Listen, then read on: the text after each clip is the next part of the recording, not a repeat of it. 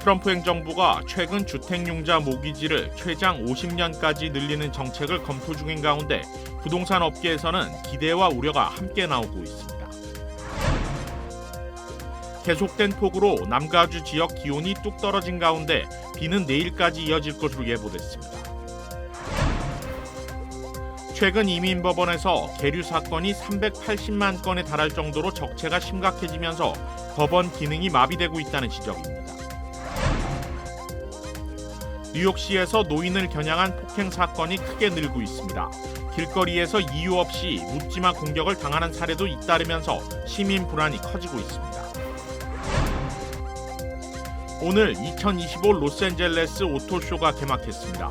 올해도 기아의 2세대 텔룰라이드가 언론의 집중 조명을 받는 등 한국차 브랜드의 선전이 이어졌습니다.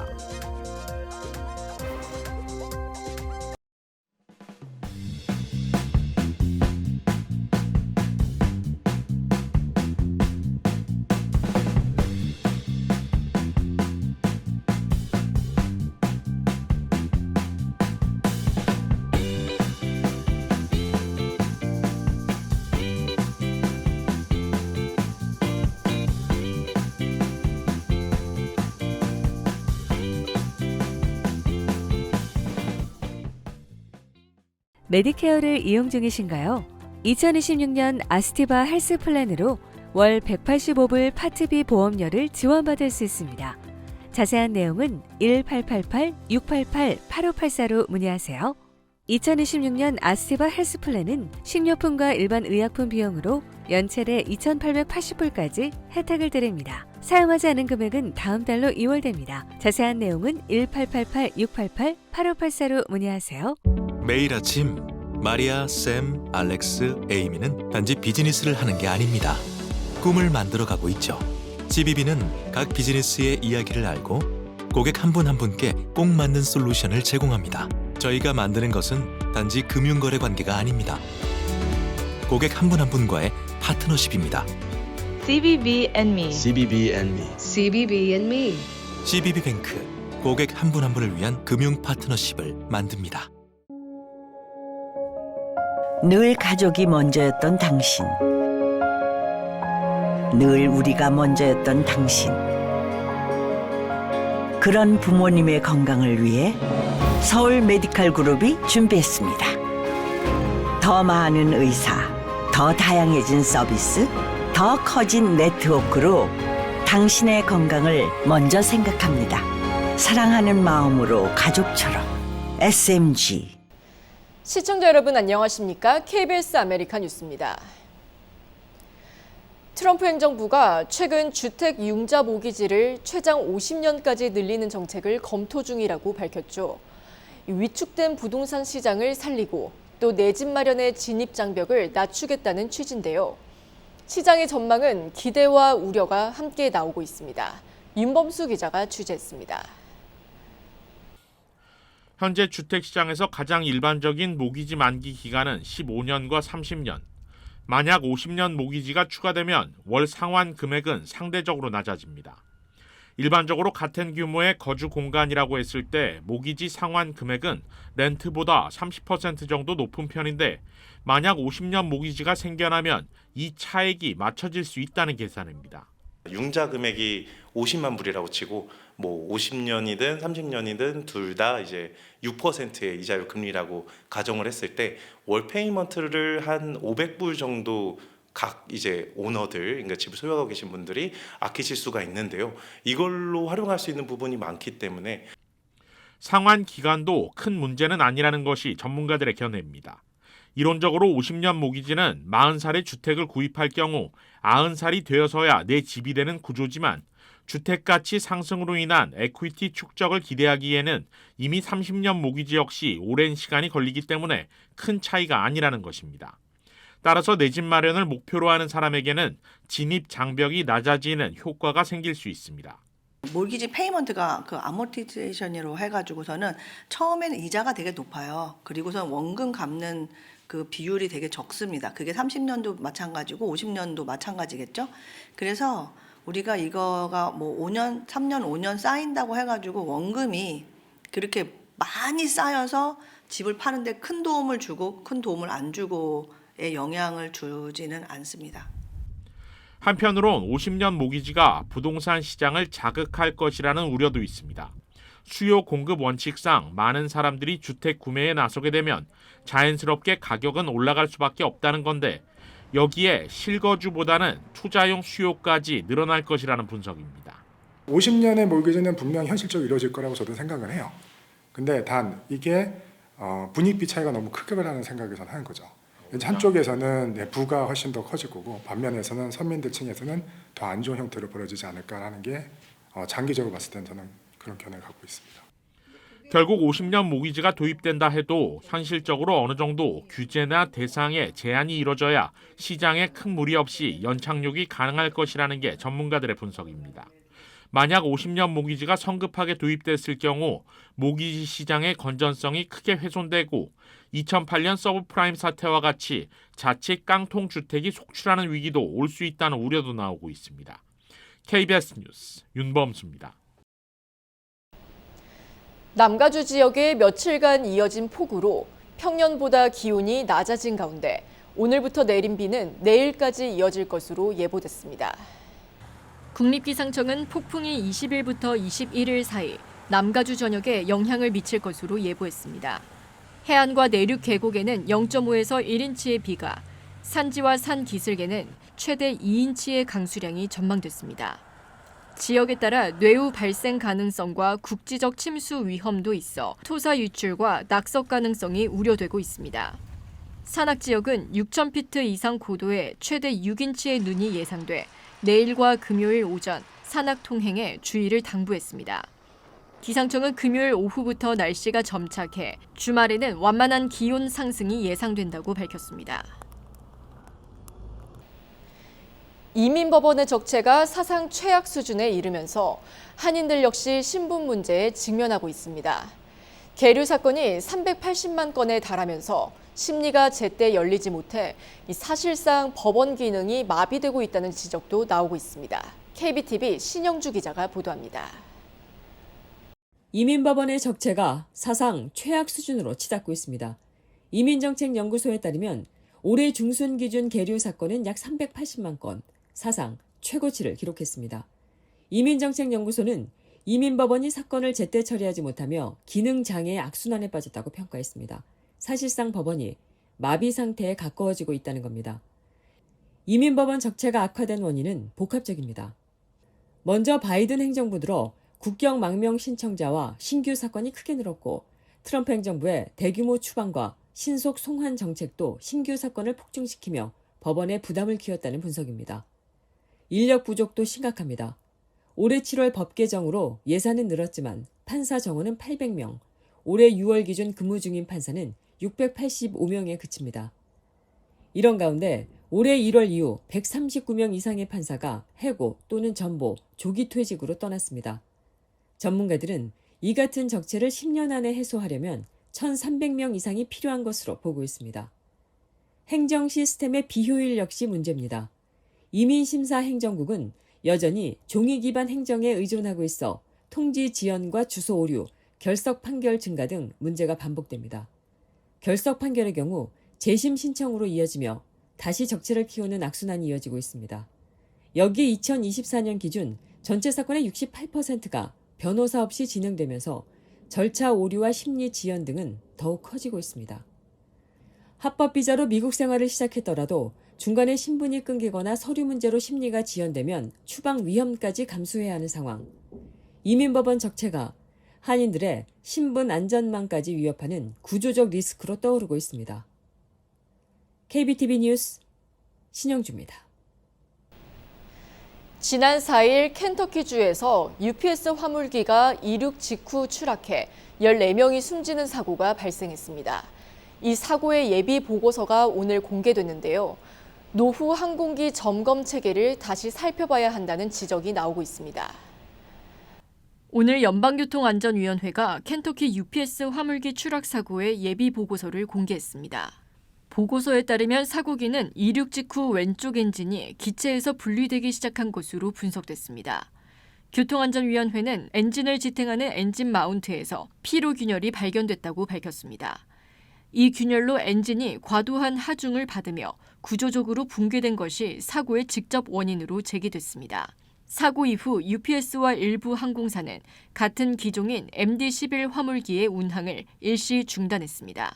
사고기는 약 34년 된 노후 항공기로 해당 부위는 정기 점검 주기보다 앞서 손상이 진행된 것으로 분석됐습니다. 조사팀은 사고 당시 엔진이 분리되기 시작하는 장면이 담긴 감시 영상을 확보해 정밀 분석을 이어가고 있습니다. 항공당국은 같은 기종에 대한 점검을 강화하고 필요할 경우 추가 안전 지침을 검토하겠다는 입장입니다. 뉴욕시에서 노인을 겨냥한 폭행 사건이 크게 늘고 있습니다. 길거리에서 이유 없이 묻지마 공격을 당하는 사례도 잇따르면서 시민 불안이 커지고 있습니다. KBTV 김은지 기자가 보도합니다. 뉴욕시 미드타운 한복판에서 68세 여성이 아무 이유 없이 공격을 받았습니다.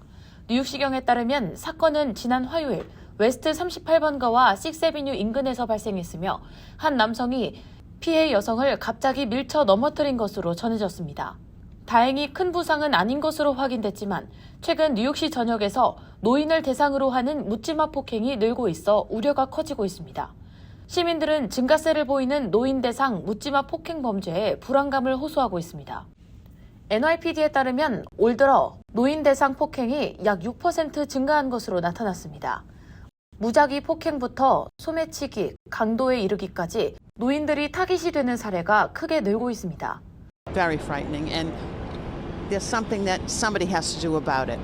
I don't talk on the phone while I'm walking, and I try to be cognizant of what's going around with me. Senior citizens are getting attacked by, younger people taking advantage of older people. It's not right. 실제로 시민들은 거리에서 느끼는 불안감이 커졌다고 말합니다. 뉴욕시경은 범죄를 뿌리 뽑기 위해서는 목격한 시민들이 적극적인 제보에 나서야 한다고 당부했습니다. 신고는 뉴욕시경 크라임스토퍼스 전화 800-577-8477번으로 할 수 있습니다. KBTV 뉴스 김은지입니다. 오늘 2025 로스앤젤레스 오토쇼가 개막했습니다. 올해 오토쇼에서는 기아의 2세대 텔룰라이드가 언론의 집중 조명을 받는 등 한국차 브랜드의 선전이 이어졌습니다. 이유수 기자가 취재했습니다. 한국 자동차 모델이 로스앤젤레스 컨벤션 센터 건물 외벽을 장식하고 있습니다. 동쪽과 서쪽 전시관을 잇는 긴 복도에도 다양한 한국차 모델을 소개하는 광고가 자리 잡고 있습니다. 오늘 오전 개막한 2025 로스앤젤레스 오토쇼의 첫 미디어 공개 행사의 주인공은 기아 미국 법인에게 돌아갔습니다. 기아는 지난 2019년 미국 시장 전용 모델로 출시한 텔룰라이드 2세대 하이브리드 모델을 무대 위로 올리면서 전 세계 언론사들의 집중 조명을 받았습니다. Considerations is giving people better fuel efficiency and more power. How do you do that? You go to a turbo hybrid powertrain, over 300 horsepower, over 300 pound of torque, great towing capacity. But because of the fuel efficiency of the hybrid system, you can get almost 600 miles on a tank of gas and average about 35 miles per gallon. That's very, very impressive for a vehicle of this size. 기아는 2세대 텔룰라이드의 오프로드 주행성을 강화시킨 엑스프로 트림 모델도 무대 위로 올렸습니다. 통나무를 후진으로 견인하는 장면을 연출하면서 강한 인상을 전달했습니다. Front recovery tow hooks that you might be able to see down here that enables you to pull or rescue other vehicles that are in distress in the mud or move logs that might be in the way if you're doing some sort of off-road capability. It has 3 different terrain modes, so it's a fully capable off-road vehicle. 기아 미국 법인은 내년 1분기 2세대 텔룰라이드를 미국 시장에 출시할 계획이라고 발표했습니다. 현대차 미국 판매 법인은 오늘 두 번째로 진행된 미디어 공개 행사에서 고성능 전기차 아이오닉 6N과 컨셉트 SUV 모델 크레이터를 공개했습니다. 크레이터는 아직 양산 계획이 잡혀있진 않지만 앞으로 현대 브랜드에 적용될 디자인을 보여줬습니다. 디자인 랭귀지를 통해서 앞으로 현대가 나아올 다른 세그먼트에 대한 방향성을 조금 공유하는. 한편 프리미엄 브랜드 제네시스는 오늘 별도의 미디어 공개 행사를 진행하지는 않았지만 고성능 전기차 GB60 마그마 양산형 모델을 부스 중앙에 전시했습니다. 2025 로스앤젤레스 오토쇼는 관세 부담을 덜어낸 한국차 브랜드가 주목받는 무대가 됐습니다. 이번 오토쇼는 오는 30일까지 이어집니다. 로스앤젤레스 컨벤션 센터에서 KBS 뉴스 이우수입니다. UC 이사회가 신입생을 대상으로 한 등록금 인상을 승인했습니다. 9개의 캠퍼스 학생들은 대규모 항의를 하며 반발하고 있습니다. UC 이사회는 어제 신입생을 대상으로 매년 최대 5%까지 등록금을 인상하는 방안을 논의해 승인했습니다. 당초 제안은 인상 폭의 상한을 7%로 설정하는 내용이었습니다. UC 측은 주정부 예산 삭감, 연방 지원 감소, 인플레이션 등으로 인한 재정 공백을 메우기 위해 인상이 불가피하다고 설명했습니다. 이번 등록금 인상안을 놓고 UC 9개 캠퍼스 학생들이 UCLA에 모여 항의 시위를 벌였습니다. 한 재학생은 우리에게 직접적인 영향은 없지만 신입생들이 감당 가능한 선택지로 남길 바란다고 밝혔고 저소득층의 교육 접근성을 제한할 것이라고 우려했습니다. 등록금 인상은 2026년 가을 학기 신입생부터 적용될 예정으로 인상안이 시행될 경우 등록금 수입 중 재정 지원으로 배정되는 비율이 45%에서 40%로 낮아져 신입생들은 더 높은 등록금, 늘어나는 대출, 줄어드는 재정 지원과 마주할 전망입니다. 국내선 항공편을 이용할 때 리얼아이디나 여권을 소지하지 않은 승객에게는 $18 수수료가 부과될 전망입니다. ABC 방송 보도에 따르면 연방교통안전국 TSA는 새 규정안을 통해 이 같은 신분증이 없는 승객의 신원을 공항 내 생체 정보 키오스크 시스템으로 확인하고 이 비용을 충당하기 위해 $18를 부과하겠다고 밝혔습니다. 수수료는 환불되지 않고 10일 동안 유효해 그 기간이 지나면 다시 수수료가 부과됩니다. 이번 수수료 부과 규정은 대중의 의견 수렴 기간을 거친 후 시행될 예정입니다.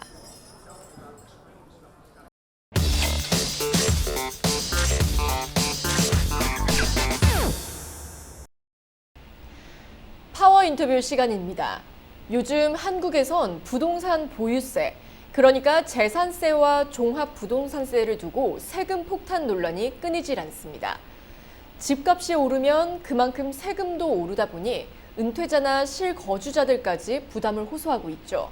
오늘은 한국과 미국의 부동산 보유세 어떤 차이가 있는지 안병찬 CPA 모시고 조금 더 자세한 이야기 나눠보도록 하겠습니다.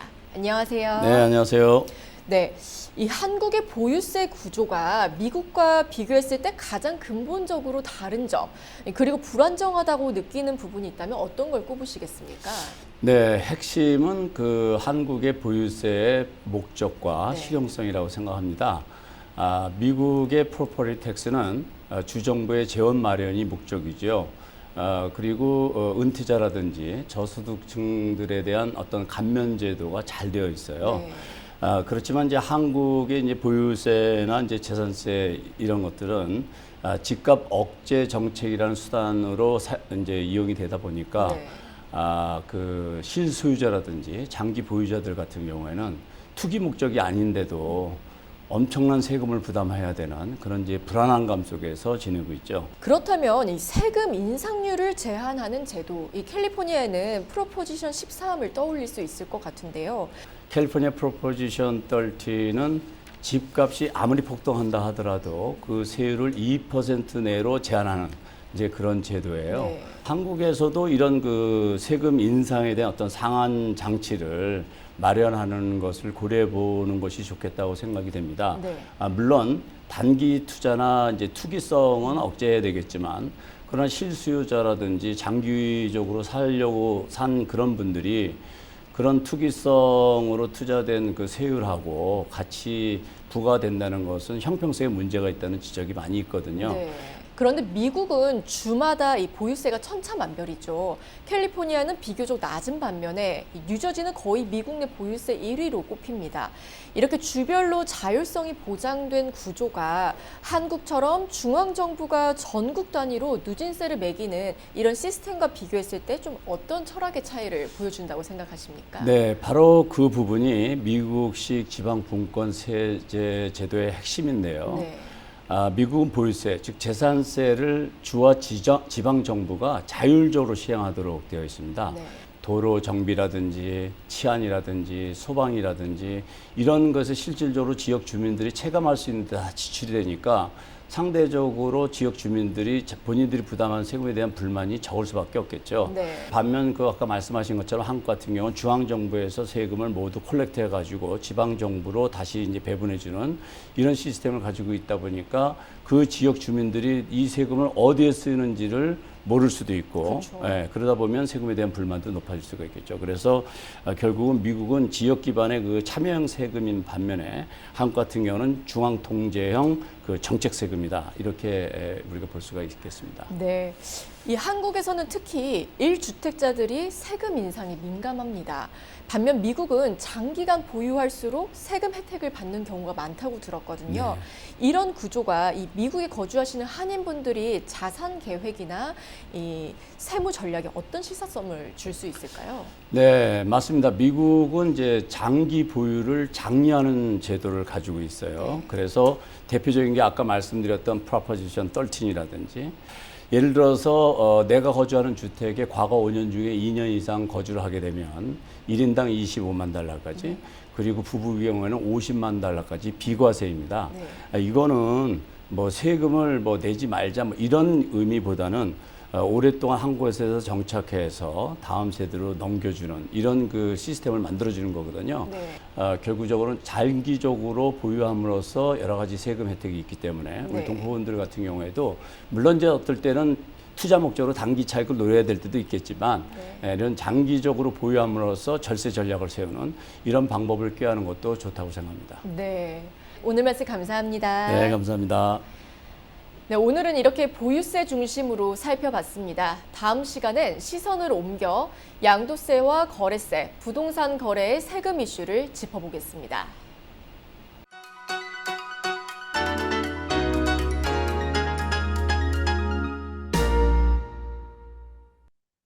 주식시장은 오늘 폭락했습니다. 초반에 폭등세가 폭락세로 완전히 뒤집히는 롤러코스터 장세가 연출됐는데요. 어제 반등은 결국 하루짜리 반짝 상승, 즉 데드캣 바운스로 끝나버렸습니다. 다우존스가 5주 최저치로 밀리는 데 그친 반면 내스닥과 S&P 500은 나란히 10주 최저치로 추락했습니다. 3대 지수 모두 이번 주를 6주 만에 최악의 주로 마무리하기 직전에 와 있는 상황인데요. 드디어 발표된 9월 비농업부분 취업자 수는 전망치보다 2배 이상 증가했고 12월 금리 인하 확률은 40% 밑으로 떨어졌습니다. 여기에 날개 없이 추락 중인 비트코인은 사상 최고치 대비 30%까지 폭락한 31주 최저치를 찍었습니다. 엔비디아로 인해 개장 초 불붙었던 매수 심리는 매도 심리가 자극되는 쪽으로 전격 반전됐습니다. 또다시 전 종목 모두 하락한 매그니피선 7에 이어 공포지수는 장중 최대 28.27까지 올라 7개월 최고치를 기록했습니다.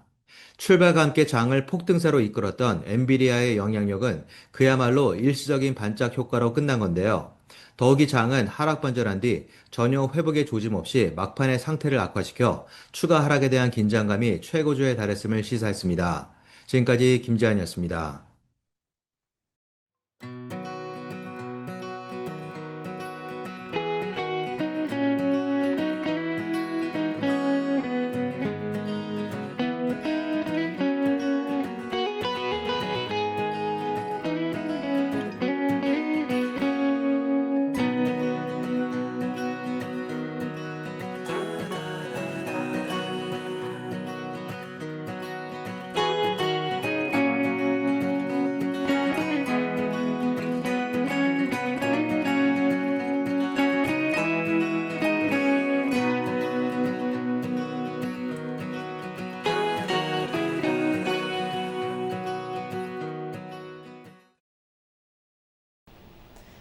KBS 아메리카 뉴스 오늘 소식은 여기까지입니다. 편안한 밤 되시기 바랍니다.